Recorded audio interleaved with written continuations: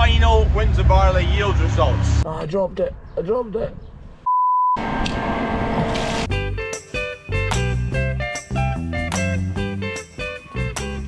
Diesel leak. No, that's an oil leak. Clearly, oil. Diesel's red. Baxter, hey boy. He took himself to the neighbour's grass field and then couldn't figure out how to get out the damn grass field, could you? He's not the sharpest tool in the box. Oh boy, out the way. Right, need to take these mounts off for the bonnet. Can leave the gas struts and hopefully just tilt this that way. Oh, I've got the wrong bloody size. Attempt 2.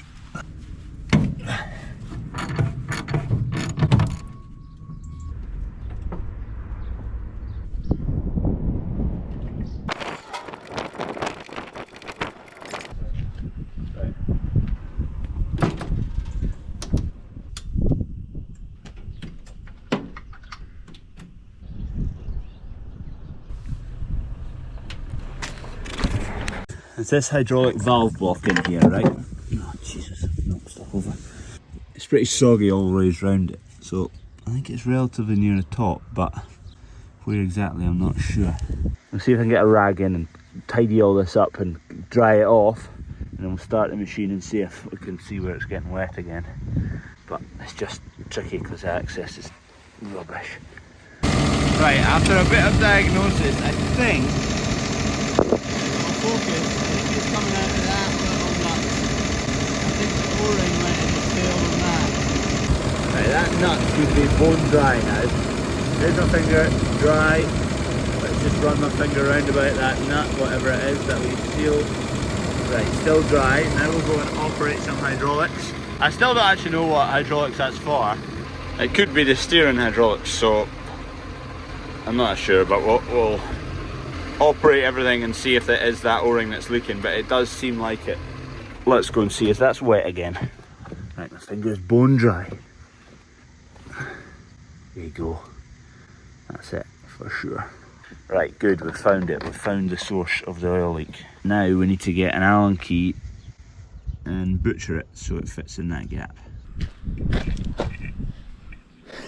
I'm going to put that in a vise. My fingers are too close. I think this is the right size, but you can't actually get it in to check, so we'll just be butchering Allen keys until we find the right size.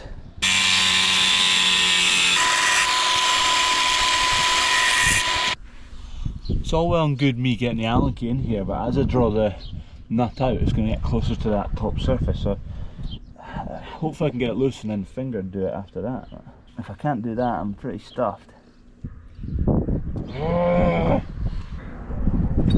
Oh, I dropped it. I dropped it. Yeah, I think there might be a crack actually.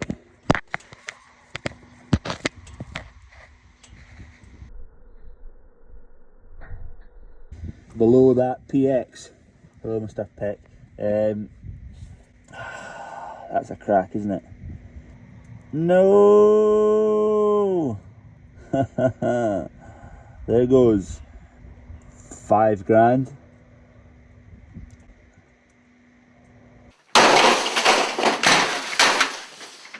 Rack. Yeah, there it is. Hairline. Tractor's broken. How is it broken? There's an oil leak. Oh. Actually, before we phone them, I'm going to change that O-ring anyway. Just to be sure it's not the O-ring, because that will cost me 3 pence. Rather than... Oh, I don't want to know what the actual bill will be. Right, attempt number 2 with a different... I think this might be the right size, but I also thought the last one was the right size. Got it! You've got it! It looks like there's a hairline crack, but it's really hard to see. But the nut wasn't tight. We'll take it off anyway, change the O-ring, tighten it up, and see if it stops leaking. If it doesn't stop leaking, that means there is definitely a crack. But it's maybe loose because there's a crack. It's maybe widened up, that's why it's gone loose. See, the O-ring looks fine to me. Well, actually, it's a little bit pinched there. Anyway, change the O-ring, we'll tighten it up, we'll try it again. But I have a feeling it's gone loose because the block is cracked, rather than just coming loose on its own.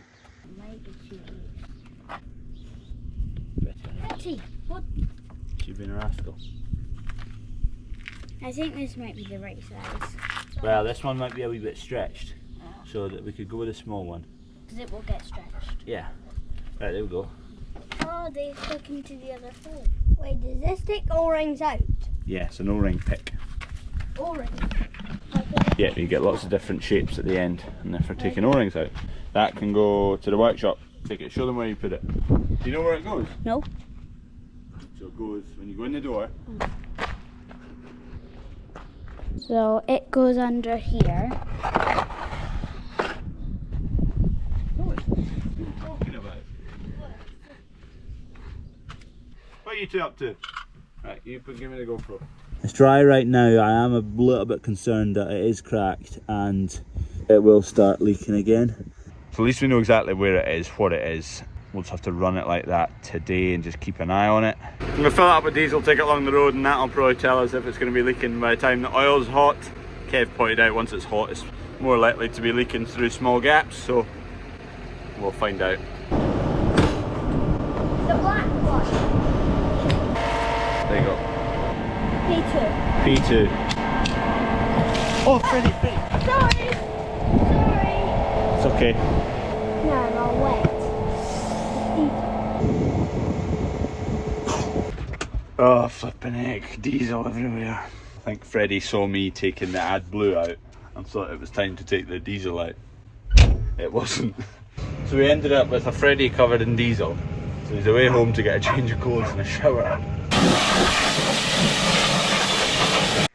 Right, we've made a start to this crop. You can see it's just getting a bit fragile now. A few pod losses there. It's not too bad all the way through. The wee little bits of white showing up, but most of it's okay. It's just, let's just get it cut and get it in the shed, you know. See how brittle that is. Gust of wind and away it goes. It is actually, there isn't any oil coming up through the crack or the bolt, so that's good. It's still very green down there, but even the very lowest down pods are very brittle, so we'll get that off it. It's just going to be harder work for the chopper getting through that rather than a proper dead stock, but I'd rather get it in the shed when it's such a good beefy crop. Because the combine takes so long to fill, Harvey should be able to work away on his own. We want that trailer there just in case he's not back in time and Dunk's got somewhere to empty, keep the combine moving. There's a nice big agri-vac. Right, let's go, dog. He's got a big tree branch in the back. First load of OSR in. There's not much in terms of admix, as in barley in it. You're allowed up to 2 or 3%, but that'll be well below the threshold. A good bit of that will come out with the dryer, but not a huge amount, because you have to be quite gentle with the airflow through the dryer, because obviously these wee seeds are light as a feather. You can blow them away pretty quick. And you do not want to, because they're quite valuable. Final Windsor barley yield results. Let's find something to write down some numbers on. Sprayer? No, but happy birthday. The forklift. So, now our winter barley is cut. We grew 2 varieties, Tardis, Caravelle. Both conventional varieties, we don't grow any hybrids. Field number 1 of Tardis did 9.82 tonnes a hectare. Field number 2 after peas did 12.2 tonnes a hectare, which is an absolutely massive crop, probably the biggest crop we've ever done. Caravelle, 2 crops, one at 10.2 tonnes, one at 10.1 tonnes. Good results all round. The field after peas specifically really did show good results. So the non-pea average was 10.08 tonnes a hectare, which is 4.1 tonnes an acre, and after peas was 12.2 tonnes a hectare, or 4.94 tonnes an acre. Almost 5, that would have been nice. That's the crop Dad won his barley award for. Here's a picture of him picking up his trophy. The pea average was 2.1 tonnes a hectare more than the non-pea average. 2.1 tonnes a hectare increase on the pea fields is obviously fantastic. Not all of that will be result of the peas. That field has got better soil types in it and would have probably out-yielded the other fields regardless, but not to that extent. Let's say 60-70% of that is because of the peas. That's still a 1.5 tonnes a hectare increase in yield because of the peas. If you value your feed barley at £170, that's maybe a little bit optimistic. Saying that, we've sold some more than that just a few weeks ago. £170 times 1.5 tonnes a hectare. £255 a hectare more than the other averages across all the other fields, and the other averages were good.